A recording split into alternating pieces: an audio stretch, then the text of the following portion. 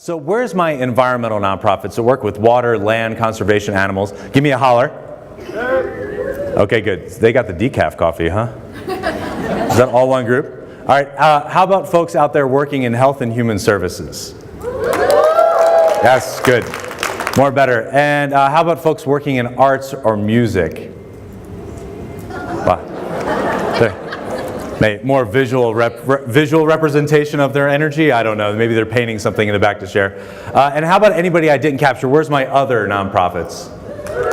Oh, I love other nonprofits. Those are my favorite. But I've done a lot of work in the nonprofit realm, as you can see up here. I've done some watershed work. I've done work with sea turtles. I've done work with food pantries and health and human services. And one of the most valuable missions I ever worked for was Boys and Girls Club. Do we have anybody from Boys and Girls Club here? Is there one here? There's not, but there's partners, right? And I've done some work with, where's my partners, folks? Nice job over there. Congratulations on your recognition. And I love it all, and I really appreciate all the things that nonprofits do for our communities, and I really appreciate what Rennie had to say this morning about the financial impact. You know, we think so much about what they do for the people on the ground, but it's also a really important part of our community. And of course, in our valley of the Gunnison Valley, 16,000 people, I think around 140 nonprofits. So we have plenty of nonprofits too. Some people would say, why do we have so many? But I've always loved the roles where I get to talk to people, the role where I get to be in front. So even when I was doing sea turtle work back in the day, they were like, who wants to give a PowerPoint presentation? And I was like, what is that? And they were like, you talk to people about turtles. I was like, okay. But I started off as this little goofy kid. Obviously, they didn't hire me this early. I was working in the Caribbean, but there's still some labor laws down there. But I've always enjoyed that. I've loved being front and center. And of course, maybe I haven't really changed that much over time. But the Health and Human Services folks, you have my heart. And I'll tell you why you have my heart. Is that between the ages of 5 and 12 years old for me, I lived in poverty. My parents divorced. My mother left my father with a 5-year-old. That was me, her favorite child. You just shake your head no, like I couldn't possibly be her favorite child? No, she's told me all the time, and then she tells that, I'm sure, to my sister and brother as well. But a 5-year-old, that was me, a 3-year-old, and a 1-year-old, that was my little brother. And she left my father, and who is still in my life. I love my dad, and my family's still very involved in my life, maybe a little too much. But she left my dad with 3 kids and 3 quarters and a can of Campbell's soup. And we lived in poverty from the time I was 5 until the time I was 12. And those were not great times. I ate a lot of government cheese. We had WIC coupons back in the day, a lot of eggs, and a lot of no-frills food. But I still knew how good I had it because we had a good social safety net, and people took care of us. You know, I still had my family in my life. But I recognize the importance of those systems, and I kind of think of a social safety net. I wish it was more of a trampoline, and I hope that's the way I view it. As that people fall into the net, we bounce them back up and get them back on their feet and going. And that happened for my mother, because this is actually a photo from her graduating from college, getting her nursing degree on a Pell Grant that was awarded to her because she was low income. And she just retired this year after a long career in nursing, working in a hospice towards the end. So I owe a lot of gratitude to my mom for sticking through raising 2 really okay kids and 1 great kid towards the end of her life. Good, you're laughing. Mark those down on the sheet for me if you would. That'd be nice. Thanks. So here's kind of how I define myself. You know, I really like to make people laugh and connect, and events like this really warm me up, because this is about getting together and celebrating together about our community and about the community of nonprofits, a tribe within a tribe, and I'll talk to you about that in a moment. But all these different titles that I have about myself, the curator of connectivity is one that I really love. I really like getting people together. I like making events more enjoyable than what they were before, and making people feel really good about this breakfast. And hopefully, if I do my job well here, you'll say, you know, this breakfast was worth coming to last year. I would like to come back for that, because I want to celebrate my other tribe, my community of nonprofit people. So now you know a lot about me. So on the count of 3, please tell me your names. Ready? 1, 2, 3. It's really nice to meet you all. And if I see you later and I say, hey, aren't you, now you know why. But keep laughing, because laughter is really great for you. So here's what we're going to be talking about today. Chemistry, community, compassion, chemistry, communication, compassion, community, creativity. And we're going to do these in the really quick version. If you like what you hear today, come to the workshop that happens right after this. We'll dive into these a little bit deeper. We also have a team building activity that hopefully we'll have time between now and the workshop. We're going to go into the parking lot, and we're going to flip and burn a car together. If you've never done this, just don't miss out on this, because if you want to see a team of people come together in a way, I mean, it is absolutely beautiful. Do we have an insurance sponsor today? We should get a car insurance sponsor in the future. I actually talked to, if you guys know Rick Nelson that lives here in Grand Junction, he's American Family Insurance District person here, and I did this with them, and I was like, don't worry, we're going to pick a car in the parking lot that's not insured by American Family. But we're not really going to do that. But that's where it started for me, is that I love laughter. I love making people laugh, and I wanted to understand laughter.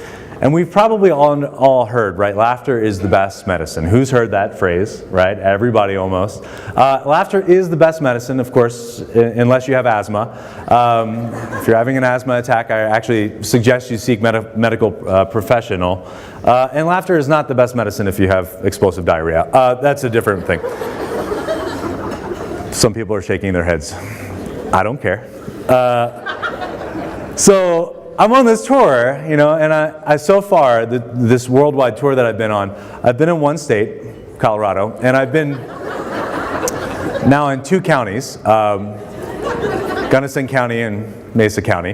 But it's been a great 2019 so far. 1 million, if you divide that out by 12 months, that's a lot. So far I'm at 383, so if you could just maybe over-tally for me today, I'm a little behind track there. But I did a lot of research into laughter, and I really wanted to understand happiness. And as I've dove more into happiness, I love finding all the vibrancy of the work out there for happiness. Because it's complicated, right? Laughter is really simple, and laughter makes us happy, and that's the simplest form for me. But there's a lot of complexity to happiness. And for each of us, it's a really, really different thing that makes us happy. And if we had more time, we'll do this in the workshop where we actually explore like different facets of it a little more deeply. But I've read all these different books. I understand that there's different elements that we're all going to talk about. But happiness is really, really, really good for you. The top 15% of happiest people in a community will live 8 years longer on average than the other people in their community. That's like giving up a smoking habit, and you save all that money.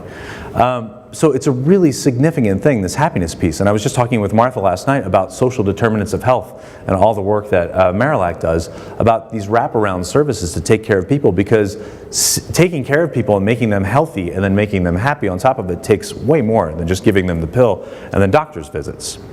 So for me, it's about connection, it's about trust, and it's about solving isolation, because isolation is a huge problem.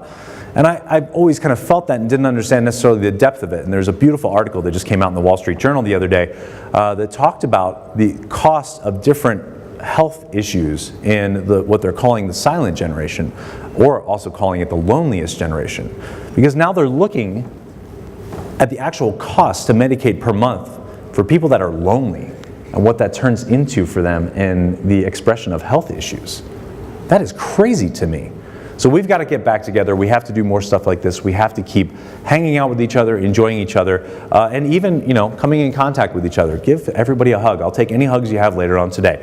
And do this right now. Everybody put your hand up like this. Good. Find somebody else who's doing that. Give them a high five. Good. Now, if somebody didn't do that and they were just kind of being a curmudgeon about it, give them a high five to the back of their head. You have my permission. But this is a big deal. And what you just did for each other by being in this room is, you're giving yourself oxytocin. It's a brain chemical that your brain releases when you're around people that you feel safe and trusted around, and that you are trusted, that you trust, and that you also like being around. When you touch somebody, oxytocin is the love and the hug drug, and you give yourself a little boost to that by hugging someone else, by being in love with someone, by doing things that make babies. We'll talk about that in the workshop. I have some really great videos.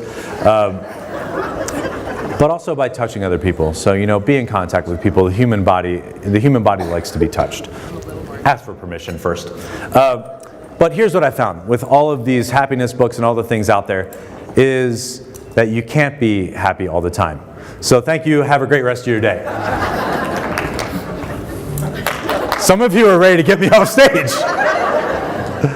So that's a different chemical that my brain's releasing called cortisol, which is the stress hormone. But happiness isn't something that is just bestowed upon you. In the back, can you guys see that? Yeah, it's, he's waiting for happiness to just be, being just given to him. And you have to go after it, right? And if you want to be happier today, happier tomorrow, do something about it today. And we're going to talk about that in the very quick version. So happiness defined, I think, is really significant. There's a lot of different definitions of happiness. It's very complex. We can come at it from a social side, from a neurochemical side, from a financial side, all those things. But I think this is the most important part. It's always the ability for you to change the way you look at it. Are any of the nonprofits in here overfunded right now? Right, I've never had a hand go up for anything like that. Anybody individually overfunded? No, good. So we can only do what we can with what we have, right? But we can change how we react to the situation around us just by being grateful. Anybody working in nonprofits in 2008, 2009, 2010? Or back on Black Monday? Was it Black Monday or Black Sunday? Sunday. Black Sunday. When things collapsed, how was the nonprofit community doing back then? You know, so we're doing good now. Can it always be better? Of course it can. Engage your donors. Talk to the guy at this table up here. Thank you for your philanthropy, by the way. That is huge and wonderful. So what I want to talk to you about today is like, what's the one pebble in your shoe that's really bugging you? What's the one thing that if you could just kind of take one of these activities today and walk home with it, take that sheet of paper and do something with it, just something simple and start. Think about that as we go. So, chemistry, tool number 1. So here's the issue. You've inherited this little caveman brain. These are actual photos of cavemen. I think this was painted. These are cocopelli, I think is what they're called.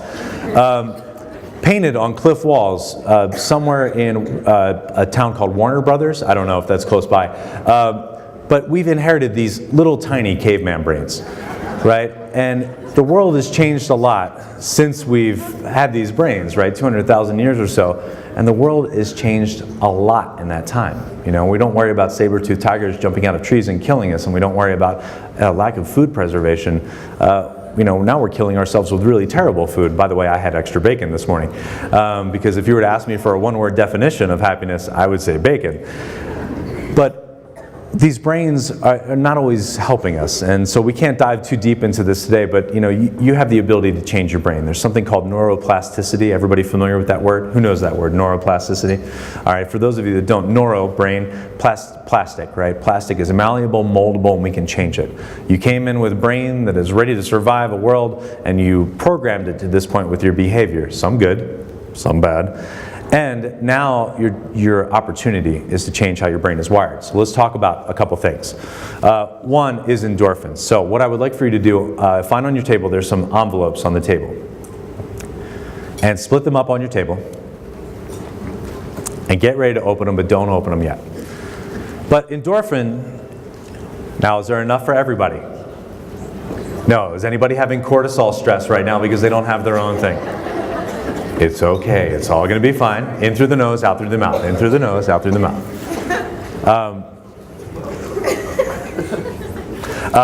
But endorphins are great for you. Who's ever gotten runner's high? All right, good. That is not the same sort of one that you get from one of the dispensaries here. That's not what we're talking about today. But runner's high is the endorphin kick that your brain gives you when you're doing an activity that your brain thinks is good. So your brain thinks, hey, we're running, we're probably chasing after some food. Keep going. You're sore, you're tired. Endorphin kicks in. Keep going. Chase down that mammoth. And get it, because food is the reward. Now, we can do activities, and sometimes if you do the same activity, you've run for a while, you do 3 miles. 3 miles, sure. But you do these activities, and then you get this endorphin buzz, and you keep doing it. And then after a while, that endorphin buzz doesn't come. And you don't get that runner's high anymore because you have to keep mixing it up. Your brain likes to change, and that's one thing I'll tell you from this morning, is that keep thinking about how to activate your brain in very different ways, because your brain likes change. It gets used to the norm and status, and it doesn't give you the same positive feelings. So you can also get endorphins by laughing. And laughter, the reason why is that when you laugh really hard, your diaphragm goes, hi there, your diaphragm goes in and out, in and out, in and out really hard, and your brain says, oh, we must be doing some really rigorous activity. Release the endorphins. You also get it from crying, right? If you cry really, really hard, like when you're watching West Wing, or Old Yeller, oof, oof. I've got a 14-year-old dog right now, and I don't want to think about that. He doesn't have rabies. It's fine. Actually, maybe that would explain some behavior. But your diaphragm goes in and out, in and out, in and out. And when you're laughing or crying and your brain says, hey, this is really good, go ahead and give the body some endorphins and you feel good. So if you need to feel better about your life, here's your tool. laugh a little bit more. We're going to come back to what you could be thinking about, but for the next 2 minutes, you're meant to laugh. And you're meant to laugh with other people. Because when we are around other people, we laugh way more than when we do on our own. Who's ever watched a comedy, right? They've seen it in the theater, they've laughed hysterically at this comedy show that's on the screen, and then you go home and you rewatch it and you're like, oh, that was just okay, right? Well, there's a reason why, right? When you're in that theater, energy's a little bit higher, you're feeling connected to the people around you because they're laughing at the same jokes you laugh at. Your brain says, hey, these people are like me, oxytocin. Oh, that makes you feel good, right? All right, so your activity. You're going to open those up, you're going to share them with the people around you, and you're going to laugh hard. Now, before you go, remember, laughter is considered the best medicine. If you leave here today and you're laughing for no reason, you might need medicine. Seek one of our many nonprofits out there for some help. And on your activity, here's what I want you to do. Share with others. Stay focused. Laugh at what's there. Don't pull your phone out. Stay with us. Be present here today. Big belly laughs are really good for you. And if you want to, you can laugh. And if you don't know what that is, that's where you're laughing so hard you snort. And then you snort because you're laughing and then snorting. It's this beautiful cycle. Who's a snorter out there that we can be by? All right, on your mark. Get set. Go. Okay, stop. Now, you can take those with you. And here's what I would like you to think about. How many people feel better after doing a little laughter exercise, right? All right, most of you are still putting your stuff away, but I think everybody feels good after a laugh. So the trick for you is to find a way to bring this into your life more when you need it, right? Because you may feel like your day hopefully goes like this, right? But your day probably does this. And when you're high and feeling good, ride those, embrace those moments, realize that they're impermanent, right? That you're going to come back down to your normal set point. And then sometimes you're going to dip down low. And when you need to pick yourself up out of those situations, what can you do? So one of the things you can do is jump on my website. There's a bunch of these on there. You can get them for free. Take these with you. Find something that makes you laugh and find a way to activate it, right? Find a funny book that you have. One of these books is always sitting by my side wherever I go. Calvin and Hobbes. Where's my Calvin and Hobbes fans? Yes, good. But find a way to do that. If you're at work, have a book at work. Have some links on your website, some things that are already favorited. Your favorite video. I played a Jim Gaffigan video the other day about kale and about kale milk. And everybody, loves Jim. Well, not everybody, but Jim Gaffigan makes me laugh all the time. So if I find myself in a weird little situation, I find a way to laugh more. Some great tools here for you to think about. Some books, and all these slides will be available to you later, so don't worry about writing these down. Tool number 2, communication. So I think no matter what your title, everybody should have this title built into their business card. Chief Interpersonal Communication Officer. Who here talks to a person every day? Interesting.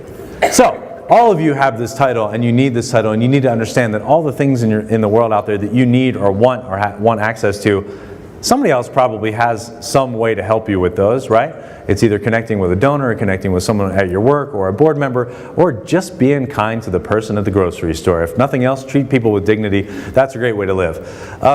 Because sometimes, we have to tell people hard things. And that's a lot easier if you establish a rapport with those people, and we'll work on that in the workshop today. And rapport is being like someone, and it's not necessarily somebody liking you, but it's being like someone, right? And so one of the things that helped me land this gig today was not my skill with setting up PowerPoint on a laptop, obviously, but it was because I was from the Western Slope. And what does that automatically do? That makes me like you all in some way, right? And because we want to think about that. I'm sure we have plenty of people here from the Front Range today, but we think about the Western Slope of Colorado as being a really different place than the Front Range, right? And so we really have an identity around those things, and I think it's a great identity. I love the Western Slope, and I appreciate the work I get to do here. But being like other people and finding ways to connect with other people is really important. And so we'll do more of these communication skills in the workshop today. And I did this for a reason. I put this slide up here because I wanted to build rapport with you right off the bat. Martha's introduction was really nice and talked about all the things that make me sound like a really good person, and that introduction had more fiction in it than my Tinder profile and my resume. But I did this on purpose because, I want to connect with you all. I want you to show you that I'm not just some hired gun wearing the only suit jacket that he owns on stage, but, I've been involved in the nonprofit community, and it means a lot to me to be part of it. But here's one thing that you could really do to help communication with other people. Shut up. Do this. Go like this. Go like this. And point it at yourself. This is everyone's favorite subject, right? And so what can you do differently about your communication with other people? It's the ratio for me is 5 to 1. You know, ask more questions than you make statements. 5 questions to every statement. And for my folks out there in the fundraising realm, I'm a former major gift officer and director of development.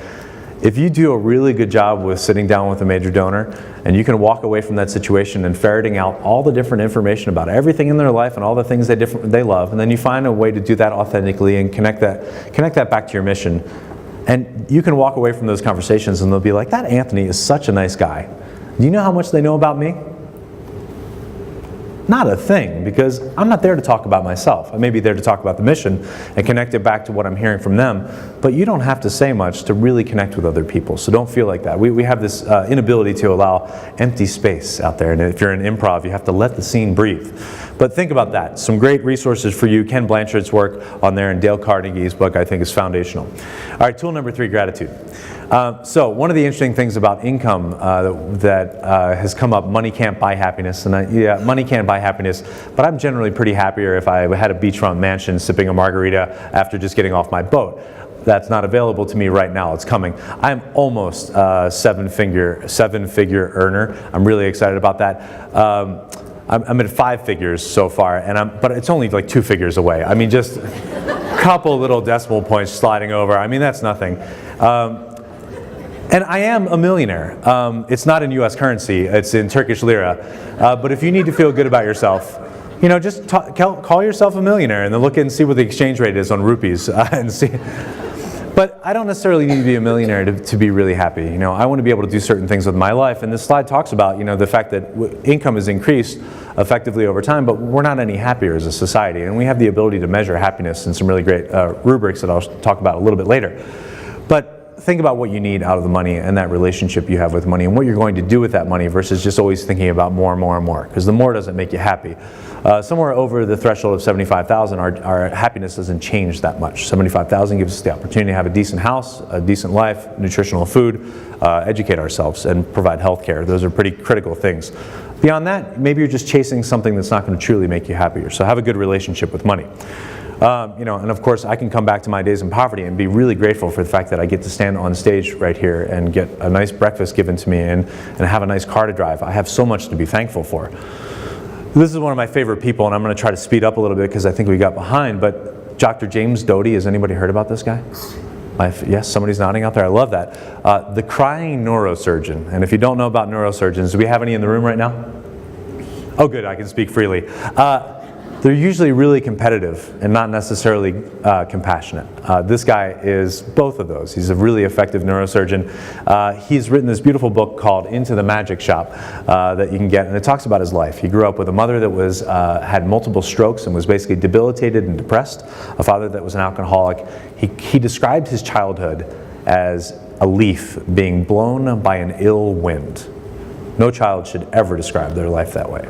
He became a very effective, very accomplished neurosurgeon, and during the dot-com phases, he was invested in a lot of technology, and he had all this money, and he was making a $60 million pledge back to Tulane University, where he got his medical degree, and the dot-com crash came right after that.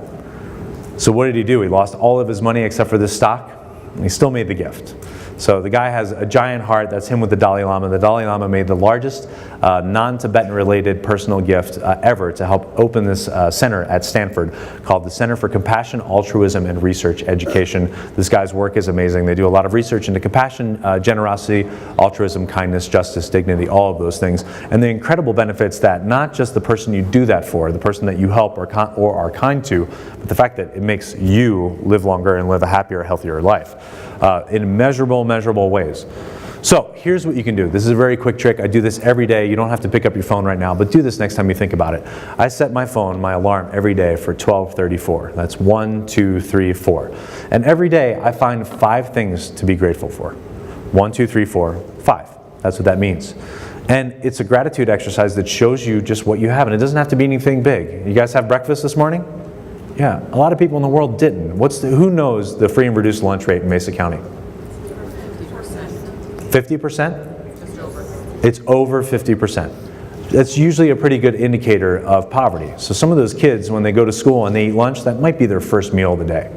That's a hard way to go into a learning environment, not great for them in so many different ways, physiologically, and also just as trying to be a learner when your stomach is growling. So it's not an issue that happens, this is not just something that's happening overseas and in other impoverished areas. This is here too, right? There's plenty of poverty in your own community, so you have plenty to be grateful for. This is a great opportunity to be grateful too, and maybe put yourself in your own place in the universe, because this is part of the universe. Go like this, 3 feet away from your head and about 1 centimeter square. Hold it up to the sky. If you want, you can hold it up to one of the lights up in the ceiling, because it's like a star up there.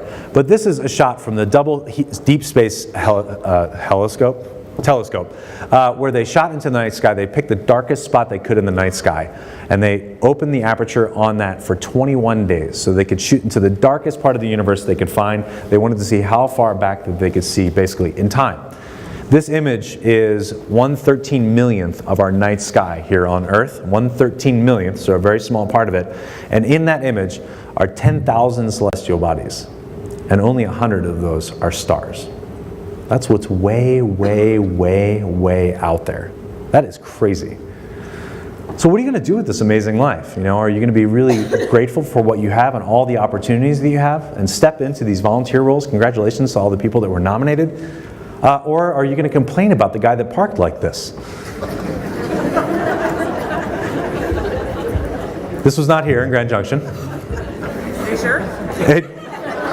Could it be here in Grand Junction? Yes. If you don't, this was actually in Hawaii when I lived in Hawaii. What's that? Sorry? That's the car we're flipping. That's the car we're flipping later. What's really concerning about this car flipping thing is that sometimes people meet me in the parking lot and they're like, yeah, let's do this. I'm like, oh, that was a joke, dude. But if you can't see this on the screen, what does that say right there? That says compact, and that's what that guy chose to do with his day. So I took a photo of it and ridiculed him on Facebook. I'm assuming him. But some great books on this, Strength Finders. If you don't know your strengths, figure out what you're really unique at, and use those skills every day. So community, and this is a big part of it. So this is tool number 4. Excuse me. Community is a big part of it. This is an expression of community right here today, a celebration of community. And your community should provide you with some things: purpose, pleasure, place, and I would say even passion. And find ways to fall in love with the community that you're in, and have it express what you would like to see in the world. Social determinants of health, big part of it, right? Can you live out the values that you want in your own community, right? The things that you would like to see changed about this community, can you do that actively, or even the things you want to engage with? If you like recreation, great. There's lots of opportunities for that. Is there theater here? Is there fine arts? Is there all those things that would make you happy? If not, think about changing the community. I'm not telling you to leave today or leave tomorrow, but I'm telling you to take an active role in exploring what's actually happening in your community. This is a great book, Blue Zones of Happiness, where they measured the happiest places on the planet. And they reverse engineered what makes the people in those communities so happy. They want to understand why. And it's not because people are actually very thoughtful always about it. It's kind of because their communities make them do all the good things that are good for them. If you go on a diet, your chances of staying with that last about 7 months, right? But if you live in a community where you walk more, that might be more effective than the actual diet itself. So your work is your community, right? This is your people. This is your tribe within a tribe.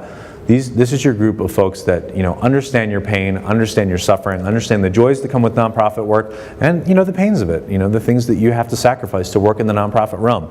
I was there. I lived it. I breathed it. I was the executive director that had to fix the copy machine. I get it. But if you're feeling that you feel good in this group, it's your brain hacking you a little bit, and let your brain hack you in moments like this. Celebrate the fact that you're part of this tribe. So let's thank some people, because these are folks that make you feel good today. Hopefully you're feeling really good about being here. Those of you that have been recognized, those of you who are part of nonprofits that have been honored as well, serving on boards, all of the great things, supporting corporations that are really generous in the community. And we have to thank the people that put the energy in, the stress, the cortisol they get to bring you all together. So we give a big thank you on 3 to Elaine, Julie, and Martha. 1, 2, 3.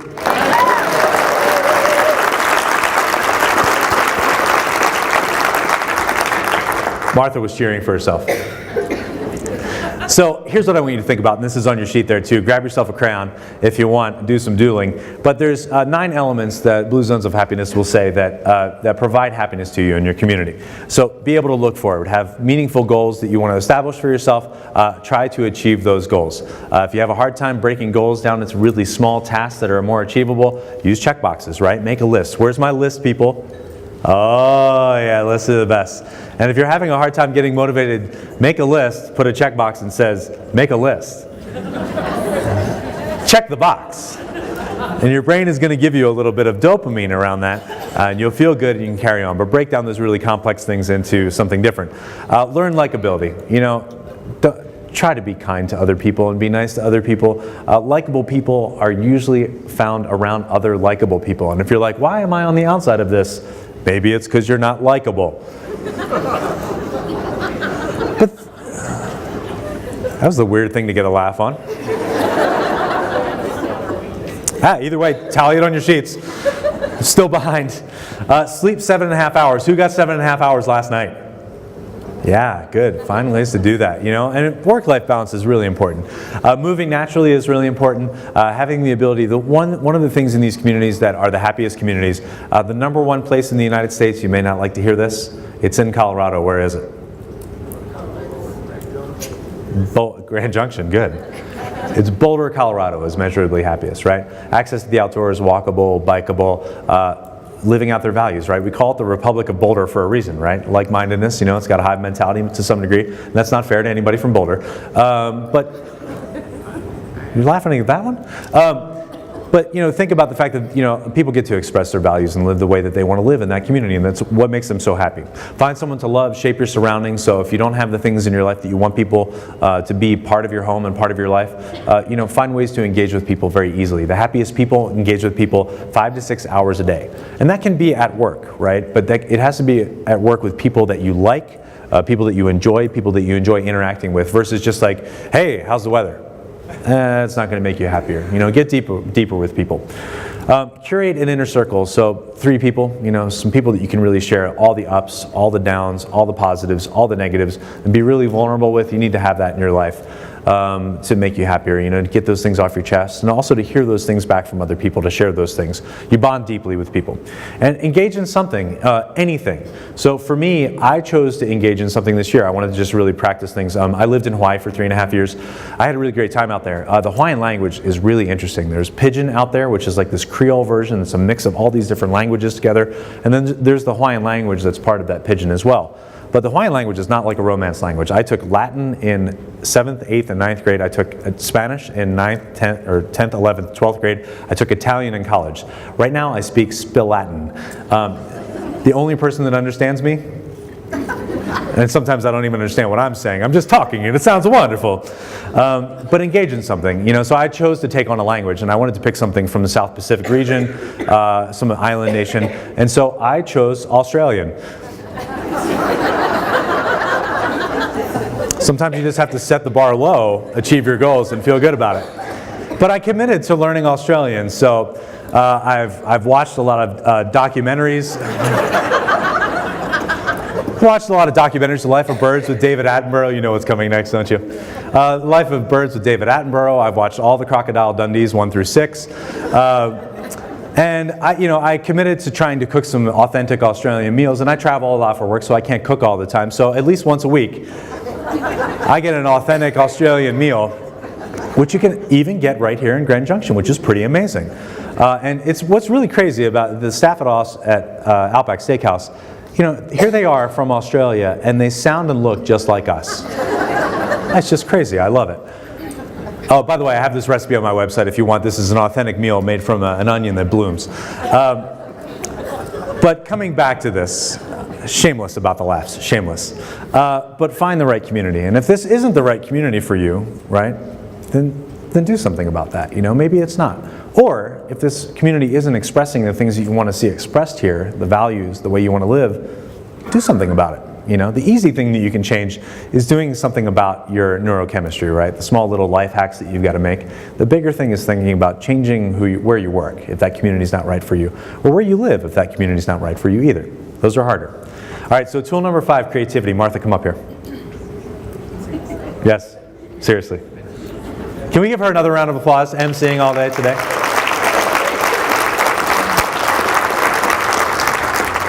So I'm going to step away from the mic so that she can use this mic.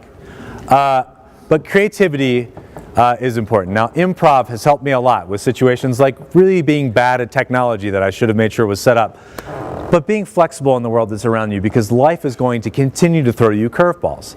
And we can create things together, right? Creating things together is where the beauty happens, where we bring together different personalities and different types of people to create something different than what we would have created on our own. And that requires, and this is your hint for your worksheet, it requires active listening. You know, that we really need to not listen to just talk and respond, but listen to create something together. So we're going to do an activity. We're going to be the Great Oracle. And the Great Oracle, I have this ability to blend two different minds together. We're going to mind meld here in a second, and I'm really sorry about what you see inside of here. Some of it's not true. The Captain America underpants, mostly true. But we're going to create something together. But we have to do this through active listening to her, because I can't try to predict where it's going next. I just have to listen. So this is an improv form, and it's called Oh Great Oracle. So you're going to say with me, Oh Great Oracle, tell me something that's not rhetorical. Ready? Oh Great Oracle, tell me something that's not rhetorical. Oh man, that feels like some sort of a weird Illuminati chant. I like that. So if we had to answer one big question on happiness, what would it be? What do you have, crowd? Oh good, I did such a great presentation that you don't need it. You can't hear me. One big question on happiness, what would it be? What do you have? How do you get it? How do you get it? Anything else? What is the color of happiness? What is the color of happiness? Thank you, curveball. What does it smell like? What does happiness smell like? I'm really not liking people right now. What is the color of happiness? Now here's how we're going to answer this. Mind melding together. And through this, we're going to be active listening. We're going to respond, two brains melded together, but only one word at a time. You think we can do it? Yes. Okay, now the key to this is active listening. So when you're trying to create something with other people, don't assume what they're telling you. Don't assume where this is going. Assume that you don't know and that you're listening to create something together. So just give me one word to start the answer of what is the color of happiness. The Color of happiness is This is a pretty big moment, right? The color of happiness is unique to each person. Ah! Thank you.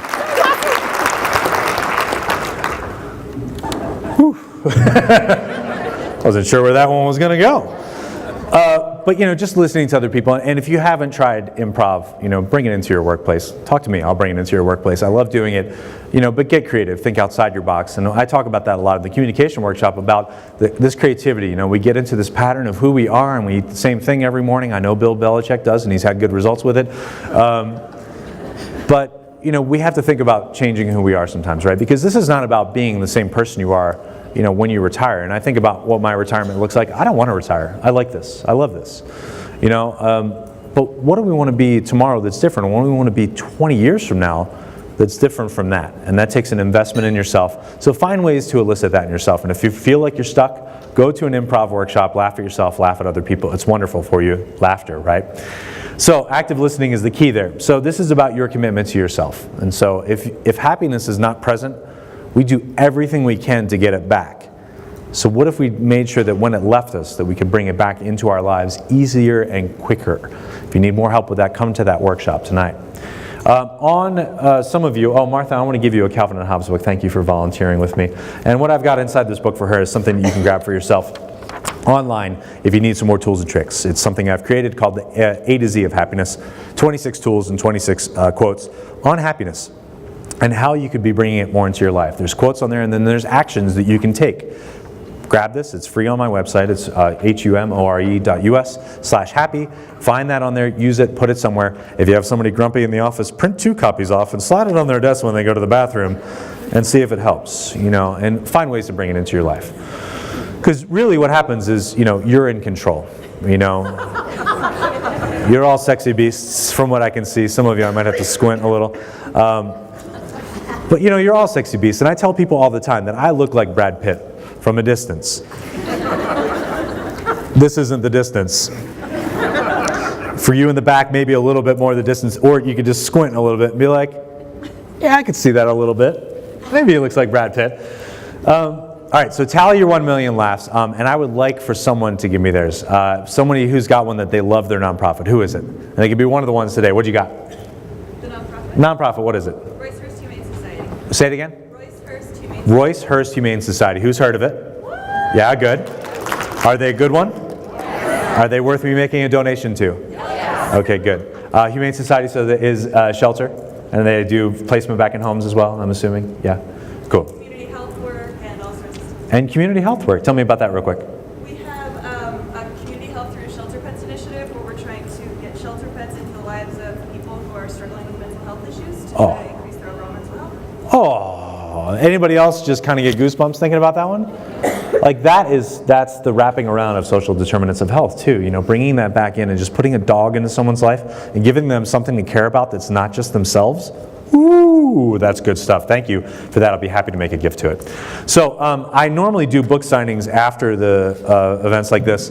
I'm not an author yet, so that's created a little bit of a hurdle. Thanks for laughing at my pain. I feel like we were really bonding up to that moment. But if you want, I'll sign some books after the workshop. I'll sign Calvin and Hobbes, which actually brings the value of the book down. But, it makes me feel good.